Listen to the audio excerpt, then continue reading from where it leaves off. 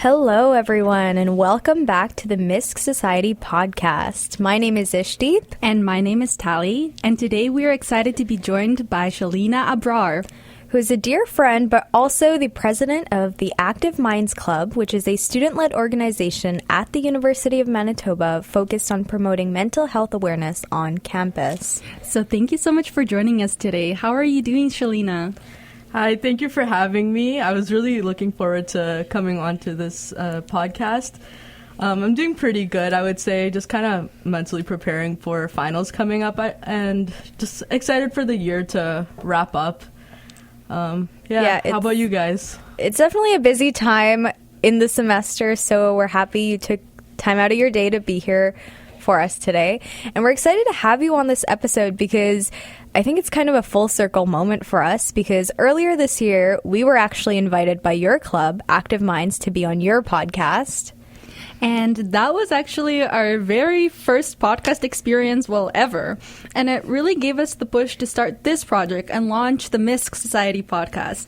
So it's really cool to now have you here on our show.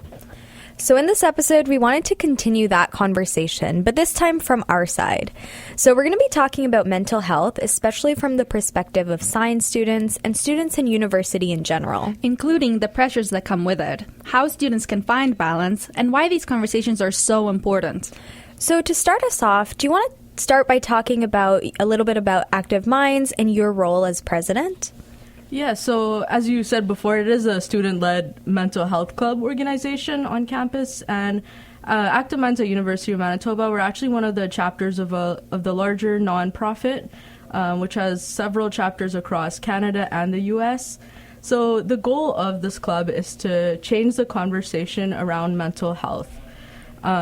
So my specific role is to basically oversee everything. This includes working with our executive team to manage any club events and initiatives, as well as collaborating with other student groups on campus and overall managing the executive team and just making sure the club is running smoothly. Perfect. It sounds like a very big role, and it's really great that you're the president in charge. So we really wanted to create a space to talk about things that students might be going through but don't always get the chance to openly discuss. So why do you think students hesitate to talk about their mental health? I think a lot of it is the stigma around mental health, which is actually part of why I joined this organization in the first place, because one of its goals is to break that stigma or just reduce that stigma. I think that students just hesitate because of the stigma and because they often don't have someone to talk to about their mental health, whether that's like a friend or a professional. I've noticed like some students do want to reach out to get professional help, but they're just not sure where to reach out to. And part of our club's goals would be to provide these resources and kind of guide students on where to go to. Yeah, I feel like a big reason why students hesitate to reach out is because it's so normalized. Especially in university, everyone around you is constantly working, staying busy, taking a bunch of courses, and just constantly pushing through. So it might feel like that's just what you're supposed to do. Yeah, and also to add, I feel like especially in these programs like science, it can feel like that everybody's dealing with the same pressure. So you kind of have accepted that it's okay and it is part of your experience in university. And I think overachieving is very common as well. Yeah, absolutely. Do you think that expectations, whether it's from ourselves, our family, students around us, and just society in general, that those things play a big role in student mental health?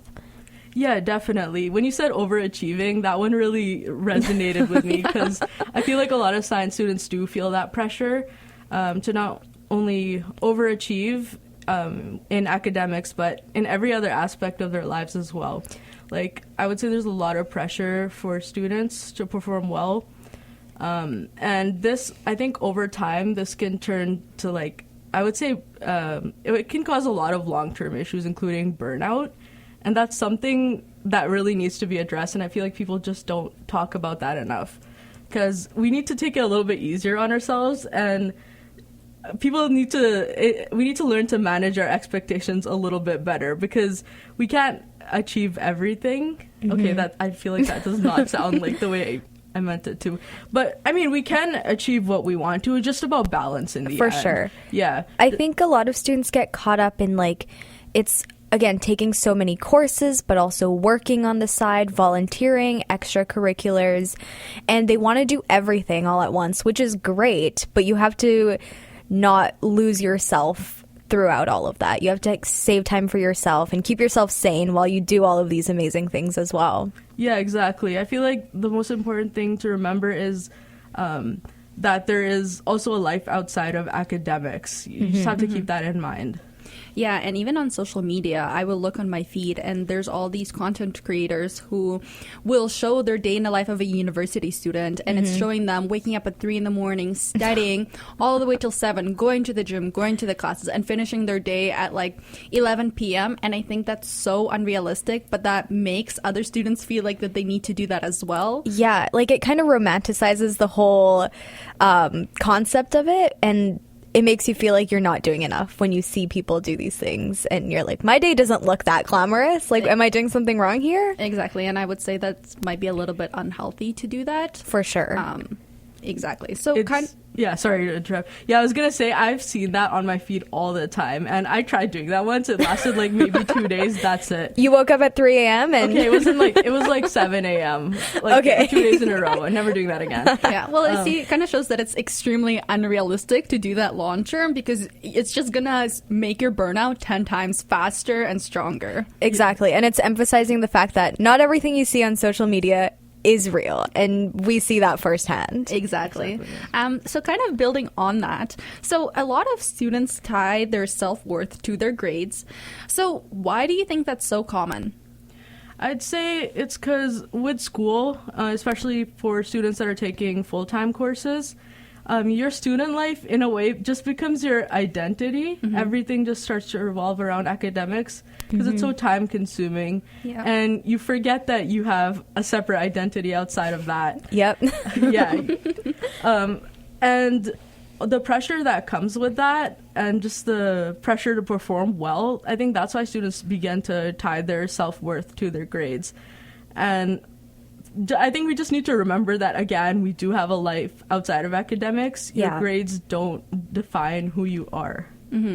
Yeah, and also I feel like a lot of the times when you talk to other students, they will make a comment about somebody making the university your whole personality trait. Yep. But in reality, it's really hard to separate the two, because you are in university and you're spending a lot of your time here, and that's just the stage of the life that you're in. But also you have to realize, like you mentioned, Shalina, that it's not all about school. Like, you can have hobbies, you can go out with friends. It doesn't all have to be academics. Exactly. I feel like it's very...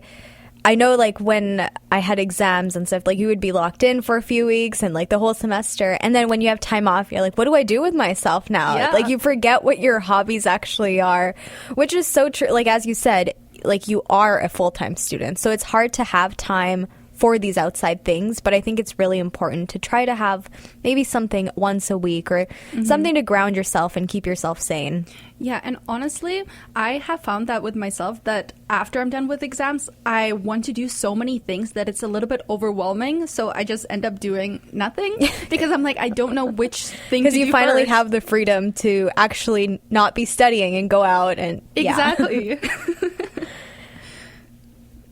So moving on, we want to talk about something that's very common in today's day and age, but it's not always talked about in a deeper way.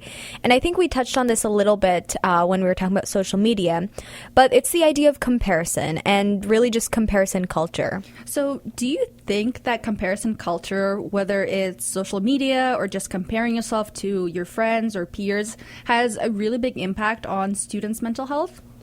I would say 100% it does, because all the time, like on your feed, you'll see people's accomplishments on social media, and while you're happy for them, sometimes you're like, wait, why is my life not that good? Why have I not done that yet? Yeah. And I think what's really important to realize is that people only post their positive aspects of their life on social media. They won't post their negatives. or like the journey they took to get to that point, to that accomplishment. And that's something that you have to keep in mind. Yeah. And even like in real life, not like outside of social media, when you're in university and especially in competitive programs, it's almost unavoidable. Like you're constantly surrounded by people who seem like they're doing really well. And even if no one is directly competing with you, I feel like it can also feel like you're being measured against everyone else. So comparison starts to affect how students see themselves, not just academically, but really as a person as well. Yeah, like if, for example, if you don't do well on an exam, it happens once and you learn how to deal with it, but it can also go to the point where you start to blame that on yourself and you think you're not good enough. Instead of like maybe focusing on your study strategies, you start to blame it on you as a person. And honestly, I think the hardest part is that you're often comparing your behind the scenes to someone else's highlight reel. Like, for example, a lot of people, it's the award season right now, and a lot of people are posting it on their stories. And it makes you, if you didn't get an award, it makes you feel a little bit sad, but you don't know how many people and how many times they have applied to these programs or these awards. They could have failed 100 times before this one. So it doesn't necessarily mean that you're falling behind. And so with all of that, the pressure, the expectation, the comparison, it can really feel overwhelming. So why do you think burnout has become so common among students? I think that what you said about comparing the behind the scenes to someone else's highlight reel, I really like how you worded that.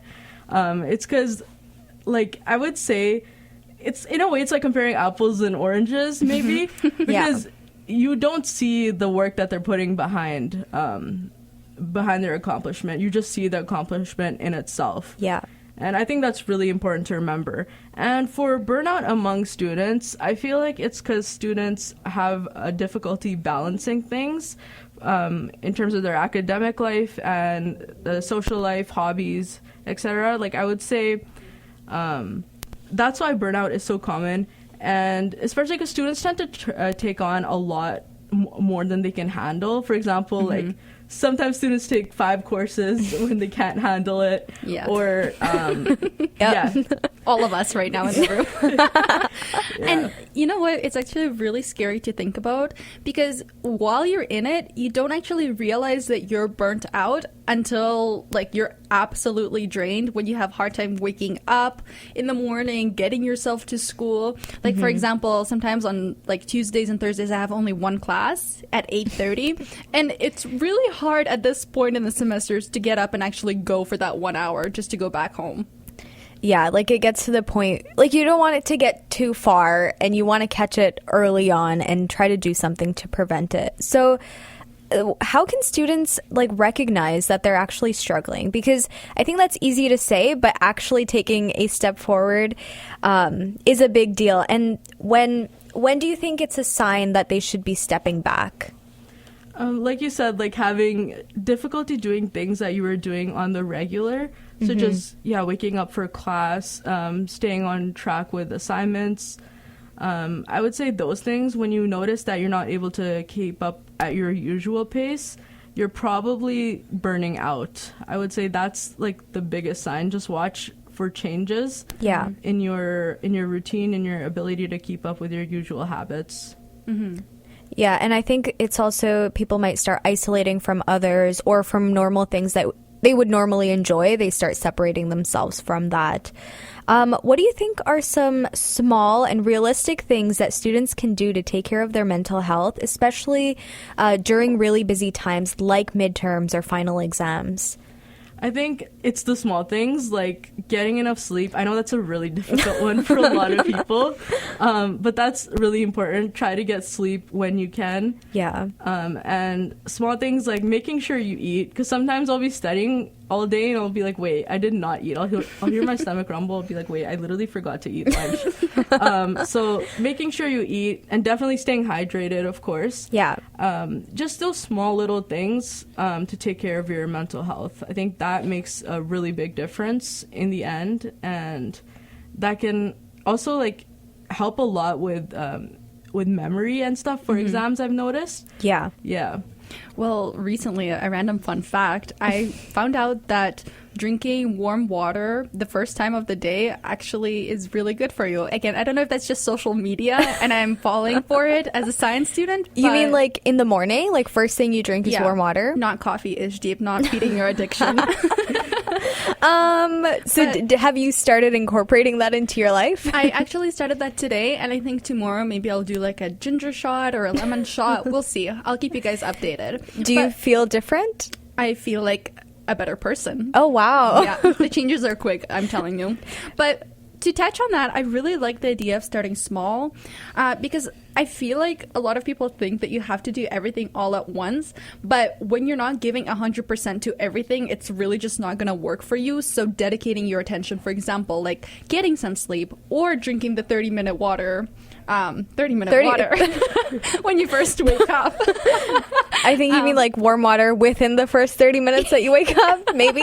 No, it's called 30-minute water now, so we will call it that. Okay, so the key to not being stressed is a 30-minute water. Exactly. Let's start a trend. I would also say like maybe treating yourself with something occasionally. Like maybe... I'm saying the opposite of what you said, but buying a coffee or like a sweet treat or something to like push you through the day, you know? Like a small thing goes a long way. Mm-hmm. And it feels like kind of like a reward, especially... For sure. Yeah, especially at the end of the day or after studying or after an exam or something. Yeah, it's like the smallest thing, but it's something you look forward to and it makes you feel better. So why not? Yeah. So what are some resources, either through Active Minds or just on campus, that you think students should be more aware of? So we do have a couple of resources on campus. One thing I always recommend to students is the Student Counseling Center. Mm-hmm. They offer counseling sessions for students, and they do have quite a few workshops. I remember I attended one. It was for ADHD, and I found that one really, really helpful. It was a bit of a kind of like a talking group in a way, and then they gave presentations, and it was very interactive, and I just overall learned a lot about ADHD. And I know they have a couple more on things like stress, burnout, managing anxiety, and yeah. Yeah, and honestly, I think a lot of these, like, people know that these issues exist, but personally, like, for example, like, if you have ADHD, all, like, things that I've heard to help is medication. But that's not necessarily always the case. Like you said, it's good that the university has various resources, and I'm sure on the U of M website, there's also ways to navigate to find what it is that you can do to help yourself. So it's really good. Even like listening to podcasts like this will really help you find out what's out there. Yeah, and I do think that campus offers a lot of resources. Students just aren't always aware of them. So I think your club is doing a great job with trying to promote these things and these conversations. And I think we had some great and meaningful conversations that are so important to have and address. But, all right, guys. Enough deep thinking. We're about to know who you really are, Shalina. Are you ready for this? I'm a little scared, but I'm ready. MiSC and Match! I hope you enjoyed that. But loved it. Anyway, we're going to be asking you some questions. It's like a rapid fire round of questions. No overthinking. Answer with the first thing that comes to mind. So, all-nighters or waking up early? All-nighters. Library or studying at home? Library. Studying with music or in silence? Silence. Group projects or presentations? Neither. Favorite course that you've taken? People and Plagues, Anthropology. Oh, that's a good one. In-person meetings or online? In person. Wow. Checking grades immediately or avoiding them? Absolutely avoiding them. Favorite thing to do outside of school? I'd say video games. Favorite thing about running a club? The impact it has on others, I would say. Yeah. Least favorite thing about running a club? Balancing everything with life and academics. Yeah, it's a lot to take on sometimes. Yeah, for sure. All right. Contamination alert! All right, it's time for our microbe of the week. And this one actually has an interesting connection to what we were talking about. This week's microbe is the influenza virus, which is the virus responsible for the flu. And something interesting is that your likelihood of getting sick can actually increase when your immune system is weakened. And stress plays a big role in that. So during stressful times like midterms or finals, your body can actually become more vulnerable to infections like the flu. So it's really good reminder that mental health and physical health are really closely interconnected. And that chronic stress doesn't just affect how you feel, it actually lowers your body's ability to fight off infections. Maybe this is why everyone ends up getting sick during midterms? So I guess there is a real scientific reason for that. Well, guys, drink your 30-minute water and you will be okay this midterm season. So, all right. So it looks like we're nearing the end of our episode. Is there any final takeaways or anything you would like to say to our listeners? I would say make sure to take care of your mental health during, especially with finals coming up. Those small things, again, like just drinking water, getting enough sleep. I know that one's difficult, but yeah, getting enough sleep, making sure to eat. Just make sure to keep those small habits up, and make sure you realize that your whole self-worth is not tied to your academics. You do have a life outside of your academics, and you are more than just your grades. Exactly. I think that was a really nice message to share. And I think it's important that we had this conversation, not just for us, but for a lot of students who might be feeling the same things. And honestly, I feel like at the end of the day, your worth isn't defined by your grades. And no matter where you are right now, it's okay to take things one step at a time. Everyone's on their own timeline, and you're not behind, even if it feels like it. Comparison might feel natural, but you're not meant to be on the same path as everyone else, and that's okay. So I think one of the biggest takeaways is that mental health isn't something separate from everything else we do. It shouldn't be separate from your success. It should be the foundation of it. I love that, by the way. Like that's a really good way to word it. It's quote worthy. Yeah. And also, if there's one thing to remember, it's that you're not alone in what you're feeling, and that a lot of people are going through similar things, even if it doesn't always look like it. So it's okay to take a step back, ask for help, take care of yourself. Especially, I think it's important we had this episode right before final exam season. So I hope everyone keeps that in mind. And we just want to say a huge thank you to Shalina for joining us today and sharing your experiences and insight. And we really appreciate you being here. Yeah, thank you guys so much for having me. I did have a lot of fun today. I was really looking forward to this. We were too. And for everyone listening, we hope that you were able to take something away from this conversation. And if you're listening live, we just want to remind you that MiSC is having our final microbiology study night for the year. So if you're in microbiology courses and getting ready for finals, this is a great chance to review content, ask questions, and study alongside other students. And speaking of final exams, we want to wish everyone the best of luck for all of your exams. Make sure to follow us at misc.uofm on Instagram to stay updated with everything we do. And you can check out our website, ummisc.com, to learn more. And this is where you can find all our past podcast episodes in case you missed it live. We loved having you on our show and having meaningful conversations that we hope to spark a difference. It was great to hear your insight and also just have this conversation and talk about something that isn't commonly talked about, which is exactly what we aim to do on this podcast. So thanks so much for tuning in with us for our 4th MiSC Society podcast episode. We will see you all very soon, and remember to stay curious, stay connected, and stay cultured.